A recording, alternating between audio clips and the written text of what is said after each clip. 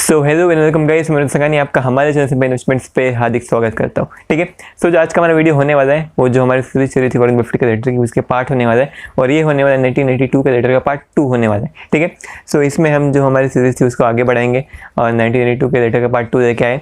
ठीक है, so video चालू करने के पहले अगर आपने हमारे चैनल को सब्सक्राइब नहीं किया तो प्लीज़ सब्सक्राइब कर दीजिएगा और प्लीज़ वो बेल आइकन दबा देना ताकि हमारी कोई भी नई वीडियो आएगी इस सीरीज़ की या फिर कोई और सीरीज़ की सबसे पहले नोटिफिकेशन आपको ही मिलेगा। अभी चालू करते हैं हमारा वीडियो। सो अभी चालू करने के सबसे पहले आपको पता है कि हम चलते सबसे पहले पीपीटी की तरफ। सो अभी लेसन नंबर 4 जानने के लिए चलते सबसे पहले पीपीटी की तरफ। सो हेलो वेलकम गाइस, हम आ चुके हैं हमारे पीपीटी पे। सो ये है Berkshire Hathaway share holders letter 1982 part 2 Hindi by simple investments. So सबसे पहले आएगा लेसन नंबर 4।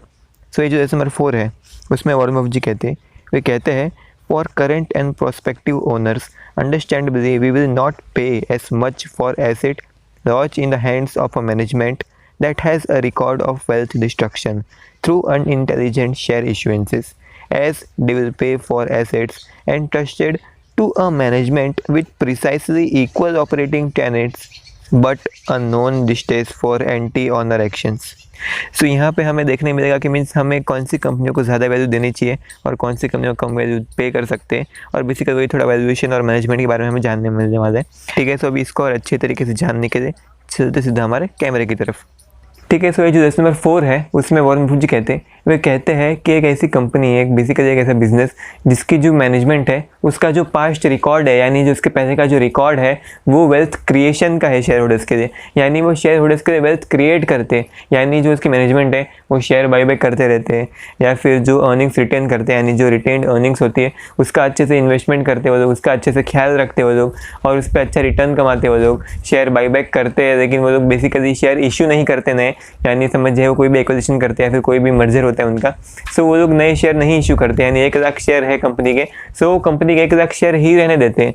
सो बेसिकली कोई भी कंपनी का ऐसा मैनेजमेंट होता है, सो वे कहते हैं कि हम उस कंपनी के लिए ज़्यादा पैसा पे कर सकते हैं, लेकिन कोई एक कंपनी जिसकी जो मैनेजमेंट है उसका जो पास्ट रिकॉर्ड है वो वेल्थ डिस्ट्रक्शन का है, सो बेसिकली उसके लिए हम लोग हाई प्राइस पे नहीं कर सकते। ठीक है, सो अभी इसका एग्जाम्पल क्या होगा? सो अभी बेसिकली अगर हम यहाँ पे बात करेंगे टाटा ग्रुप की कोई भी कंपनी की, सो जो टाटा ग्रुप की कोई भी कंपनी है उसके शेयर टाटा सन्स होल्ड करती है। सो जो टाटा सन्स है वो एक होल्डिंग कंपनी है और ये टाटा ग्रुप की जितनी भी कंपनी है जैसे Tata motors, then TCS, Tata, basically जो टाटा की कंपनी है यानी जो टाटा सन्स है वो ही ये सब टाटा की कंपनियों के शेयर को होल्ड करती है, जिसकी वजह से जो टाटा ग्रुप है वो बेसिकली ऐसे डिसीजन लेता है जिससे जो टाटा सन्स है उसको फ़ायदा हो, यानी उसके शेयर होल्डर को फ़ायदा हो, जिसकी वजह से उसका जो पास्ट रिकॉर्ड है वो मेरे हिसाब से, मैंने बहुत सारी टाटा कंपनियों को स्टडी किया है, उनके जो शेयर बाईबैक है वो सबको स्टडी किया है मैंने और उससे मुझे पता चला है कि इनका जो पास्ट का रिकॉर्ड है वो अच्छा खासा है, जिसकी वजह से जो टाटा की जितनी भी कंपनियाँ होती है जैसे TCS हो गया, ये सब की जो वैल्यूएशन है वो थोड़ी रिच होती है,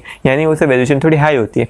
लेकिन अगर दूसरी तरफ अगर हम बात करेंगे यहाँ पे PSU की, यानी पब्लिक सेक्टर यूनिट की, यानी ऐसी कंपनियाँ जो गवर्नमेंट ओन करती है, सो बेसिकली उसकी जो वैल्यूएशन है वो थोड़ी लोअर साइड में होती है, यानी वो बहुत सस्ती मिलती है हमें। ऐसा क्यों?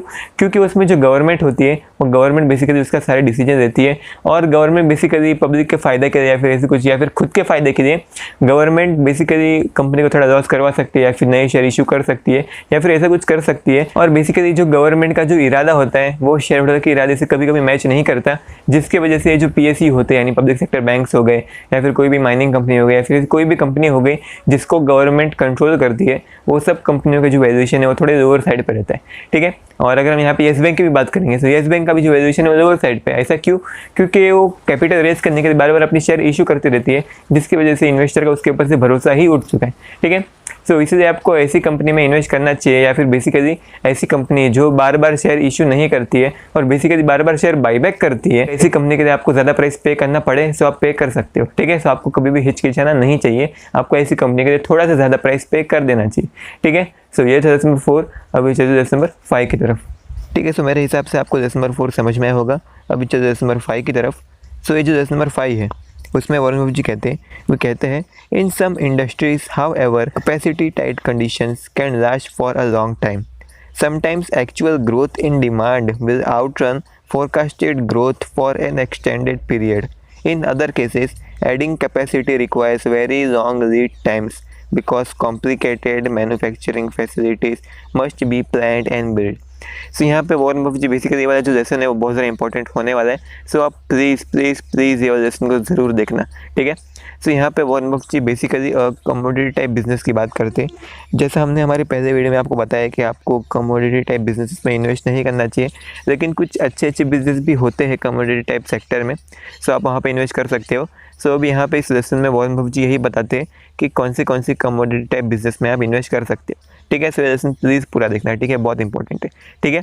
सो ठीक है, अभी इसको एक्सप्लेन करने के लिए चलते सीधा हमारे कैमरे की तरफ, ठीक है। सो ये जो लेसन नंबर 5 है उसमें वॉरेन बफेट जी कहते हैं कि कोई भी एक ऐसी कंपनी जो बेसिकली एक ऐसे सेक्टर में जहाँ पे जो कैपेसिटी टाइट कंडीशन है वो ज़्यादा टाइम तक हो सकती है, यानी बेसिकली वो ज़्यादा टाइम तक रह सकती है। यानी जैसे कि अगर हम बात करेंगे सीमेंट कंपनी होगी, सो जो सीमेंट की जो कंपनियां हैं अल्ट्राटेक, अंबुजा, एसीसी, ये सबको पता नहीं है कि उनके सीमेंट की डिमांड कब कितनी आ सकती है। कभी भी अभी गलती से अगर रियल एस्टेट सेक्टर बहुत ज़्यादा अच्छे से ग्रो होने लग गया, उसमें ज़्यादा मनी का इन्फ्लो आ गया, उसमें ज़्यादा पैसा लगने लगा, उसमें ज़्यादा लिक्विडिटी आ गई, या फिर इंफ्रास्ट्रक्चर सेक्टर में ज़्यादा लिक्विडिटी आ गई, जिसकी वजह से वो अच्छे से ग्रो हो सकते हैं, जिसकी वजह से वहाँ पे जो सीमेंट की डिमांड है वो बढ़ सकती है।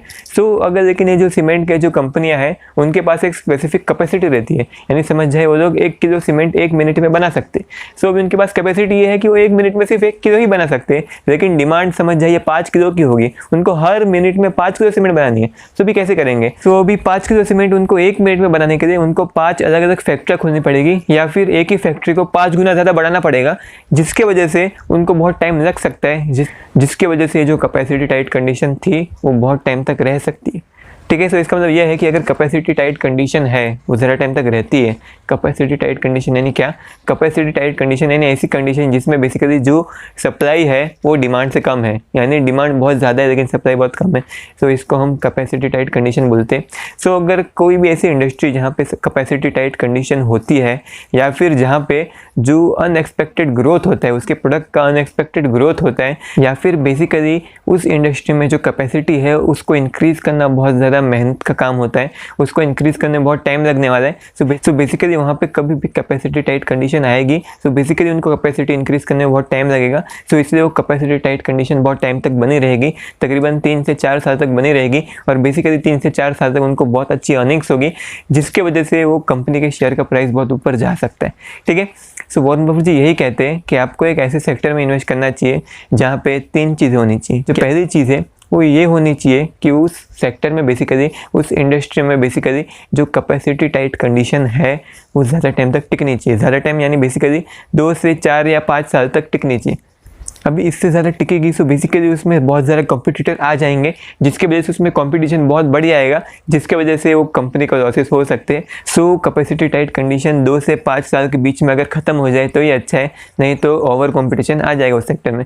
सो उस कंपनी में 3 चीज़ें होनी चाहिए। एक तो कैपेसिटी टाइट कंडीशन ज़्यादा टाइम तक रहनी चाहिए, 2 से 5 साल तक रहनी चाहिए। दूसरी चीज़, उसमें अनएक्सपेक्टेड ग्रोथ हो सकता है कभी भी। जैसे अगर हम कोई भी सीमेंट कंपनी की बात करेंगे, या फिर जो स्टील मैन्युफैक्चर है, सो बेसिकली अगर जो इंफ्रास्ट्रक्चर सेक्टर या फिर जो रियल एस्टेट सेक्टर है, अगर वो अचानक से बूम करने लग जाएंगे, तो ये जो स्टील मैन्युफैक्चरिंग कंपनी है, या फिर जो सीमेंट मैन्युफैक्चरिंग कंपनी है, या फिर समझ जाए कोई ऐसी कंपनी जो टाइल्स बनाती है, सो ये सब कंपनियों को बेसिकली एक बूस्ट मिलेगा। अचानक से इनकी कैपेसिटी, अचानक से इनका जो प्रोडक्ट है, उनकी जो डिमांड है वो बढ़ जाएगी, जिसके वजह से वहाँ पे कैपेसिटी टाइट कंडीशन बन जाएगी, जिसके वजह से वो लोग अपनी चीज़ों का प्राइस बढ़ा सकते हैं, अपना मार्जिन बढ़ा सकते हैं, उनका प्रॉफिट बढ़ जाएगा, उनकी अर्निंग्स बढ़ जाएगी, जिसकी वजह से उनका शेयर प्राइस बढ़ जाएगा। और जो तीसरी बात है वो ये होनी चाहिए कि वहाँ पे जो कैपेसिटी इंक्रीज़ करने में बहुत मेहनत होनी चाहिए, या फिर कैपेसिटी इंक्रीज़ करना थोड़ा कॉम्प्लिकेटेड होना चाहिए, ठीक है। सो अभी ऐसी इंडस्ट्री कौन सी होती है? ऐसी इंडस्ट्री यानी बेसिकली कोई अल्कोहल सेक्टर में है, ठीक है। सो कोई कंपनी जो अल्कोहल बनाती है, दारू बनाती है, सो अगर उसमें जो डिमांड अचानक से बढ़ गई, सो उनको जो सप्लाई है उसको बढ़ाने में थोड़ा टाइम लगेगा, उनको और अल्कोहल बनाने का लाइसेंस लेना पड़ेगा, देन और मैन्युफैक्चरिंग फैसिलिटी बनानी पड़ेगी, और स्टोरेज फैसिलिटी बनानी पड़ेगी, सब कुछ मीन्स इंक्रीज़ करना पड़ेगा, जिसकी वजह से उनमें टाइम लग सकता है, जिसकी वजह से जो कैपेसिटी टाइट कंडीशन है वो ज़्यादा टाइम तक रह सकती है, ठीक है। सो ये था लेसन नंबर 5। अभी मेरे हिसाब से आपको ये समझ में आया होगा। अभी चलते लेसन नंबर 6 की तरफ। सो अभी मेरे हिसाब से आपको लेसन नंबर 5 समझ में होगा। अभी चलते लेसन नंबर 6 की तरफ।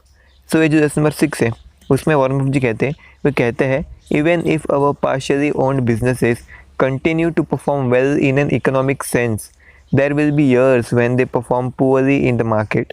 At such times, our net worth could shrink significantly.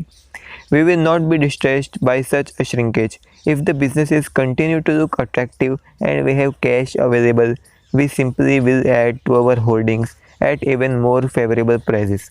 सो ये जो नंबर 6 है उसमें वॉरेन बफेट जी कहते हैं, वे कहते हैं कि हम कोई भी बिज़नेस को जब पार्शियली ओन करते हैं, यानी बेसिकली हम उस बिज़नेस के जब शेयर खरीदते हैं, तब ऐसा ज़रूरी नहीं है कि वो हमेशा के लिए वो स्टॉक मार्केट में अच्छा परफॉर्म करेंगे। कुछ ऐसे साल आएंगे, यानी 2-3 या फिर 4-5 ऐसे साल आएंगे जब उसका शेयर प्राइस बहुत टाइम तक ऊपर नहीं बढ़ेगा या फिर नीचे जाएगा। जैसे अगर हम ITC की बात करेंगे, सो पिछले 5 से 6 साल से ITC का स्टॉक प्राइस ज़्यादा ऊपर गया ही नहीं है, और बेसिकली आपको लॉसेस ही होते हैं अगर आपने 5 से 6 साल पहले ITC का शेयर अगर लिया होता तो। ठीक है, सो वॉरेन बफेट जी यही कहते हैं कि कभी ना कभी कोई भी बिजनेस में ऐसा एक टाइम आएगा, यानी कोई भी एक शेयर में ऐसा टाइम आएगा जब वो बिजनेस अच्छा परफॉर्म करता है, लेकिन उसका जो स्टॉक प्राइस है वो ज़्यादा ऊपर नीचे नहीं होगा, या फिर आपको लॉस हो सकता है, यानी वो ज़्यादा नीचे होगा, या फिर जो प्राइस है वो फ्लैट रहने वाला है। तो वे कहते हैं कि अगर ऐसी कोई सिचुएशन पैदा होती है और अगर उस कंपनी का शेयर प्राइस उस कंपनी के इंट्रिंसिक वैल्यू से नीचे है और हमारे पास कैश पड़ा हुआ है, सो बेसिकली हम उस कंपनी के और शेयर खरीदते हैं। ठीक है, सो आपको ये हमेशा ध्यान रखना है कि समझ जाए आपने ITC 5 साल पहले खरीदा होता, सो बेसिकली 5 साल से उसका प्राइस ऊपर गया नहीं है, लेकिन जो उसके बिजनेस की जो इंट्रिंसिक वैल्यू है वो अच्छी खासी बढ़ चुकी है, जिसकी वजह से आप ऐसा सोच सकते हो कि आप बेसिकली इस कंपनी का और शेयर खरीद सकते हो। सो ये था नंबर 6। मेरे हिसाब से आपको ये भी समझ में आया होगा। अगर आपको हमारी वीडियो अच्छी लगी, आपको ऐसी वीडियो और चाहिए, तो आप प्लीज़ हमारे चैनल को सब्सक्राइब कर दीजिएगा, बाजू में बेल आइकन है उसको भी दबा दीजिएगा, ताकि हमारे चैनल पे कोई भी नई वीडियो आएगी उसका नोटिफिकेशन सबसे पहले आपके पास आएगी। ठीक है, और प्लीज़ हमारे इस वीडियो को लाइक कर देना, उससे हमारे चैनल को बहुत बड़ी मदद होगी। ठीक है, तो थैंक यू सो मच इस वीडियो को यहाँ तक देखने के लिए। Thank you so much. अब हम चलते हैं।